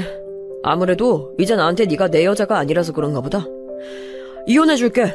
나랑 이혼하고 싶어서 악을 쓰는 모양인데 그래, 그 이혼 해줄게. 편하게 장모님 모시고 잘 살아. 와, 어이없어. 눈물이 쏙 들어가네. 배짱 버리는 것 좀 봐. 그렇게 나오면 내가 기죽을 줄 알고? 우리 딸 내가 데려갈 거고 엄마인 내가 키우게 될 텐데 그거 감당할 수 있겠어? 후회 안 할 자신이라도 있나 봐? 그거 다 감안하고 있어. 난 어쨌든 장모님 못 모셔. 그러니까 나랑 이혼하고 편하게 장모님 모시라는 거야. 아내는 저에게 절대 질 수 없다면서 난리를 쳤다가 제가 진짜로 이혼 서류를 준비해 오니까 기세가 사그라들었어요. 잘못했다고 빌더군요. 눈물 흘리면서 자기 잘못들 다 반성한다고 하길래 제가 그랬습니다. 나처럼 나이 많은 남자랑 더 살아주려고 애쓸 필요 없어. 내가 너보다 훨씬 이르게 노인이 될 텐데 그때 가서 너한테 노인 냄새 난다고 버림받을까봐 두려움에 떨면서 살고 싶진 않아. 너랑 살기 겁나. 제 말을 듣고 얼굴이 분노로 일그러졌던 아내는 이혼 서류를 받아들였어요. 딸을 데리고 집을 나갔으며 처가로 갔죠. 퇴원하신 장모님과 함께 살겠다고 하면서요. 그러다가 며칠 지나니까 현실이 보였는지 저한테 매달려왔습니다. 이혼 없던 일로 하자면서 자기가 잘못했다고 또 빌더군요. 그런데 그때 마침 코로나 사태가 심각하게 터졌어요. 완전히 재난 사태였기 때문에 그 분위기에 휩쓸리다 보니 얼떨결에 이혼 성립까지 후딱 가버렸습니다. 저는 어머니를 제가 모시겠다고 했지만 형수님께서 반대하셨어요. 아무래도 여자가 돌보는 게 훨씬 낫다면서 이유를 대셨죠. 그리고 제가 찾아가서 뵙고 나니까 어머니가 그곳에서 너무 잘 지내고 적응을 완벽히 하셨다는 걸 알 수 있었어요. 그래서 차마 제가 억지로 모시겠다고 말씀을 더 드릴 수가 없었네요. 대신 돈으로 감사 표시를 열심히 해드렸죠. 몇 달 후에 이혼한 아내한테서 급한 연락이 왔어요. 코로나 확진 받았다고 하더군요. 그래서 제가 얼른 가서 딸을 데리고 왔습니다. 딸은 감염이 안 됐었고요. 저랑 있으려니 딸아이가 어색해하는 것 같아서 미안했는데 며칠 지나니까 금세 적응을 해서는 저랑 잘 놀더라고요. 엄마가 보고 싶지 않냐고 물었을 때 딸이 했던 대답에 제가 깜짝 놀랐습니다. 딸이 머뭇거리다가 엄마는 무서워 라고 하더라고요. 엄마 앞에서는 늘 눈치가 보이고 대답 잘못하면 크게 혼나는지라 긴장하는 게 당연했는데 저랑 있으면 안 그래도 되니까 편하다고 하더라고요. 딸이 그런 생각을 하고 있는 줄 몰랐어요. 뒤늦게 알아차린 제가 너무 못난 아빠 같아서 많이 자책했습니다. 이혼한 아내는 방역수칙을 어기고 친구들과 몰래 여럿이서 술자리를 가졌다가 감염된 경우였는데요. 본인은 고통스런 며칠을 보낸 후에 회복됐지만 애몬 사람이 피해를 입었어요. 바로 전 장모님이셨죠. 이혼한 아내로부터 감염이 되셨던 거예요. 이걸 조금 늦게 알았대요. 잠복기라는 것을 간과하고 안일하게 지내셨었나 봅니다.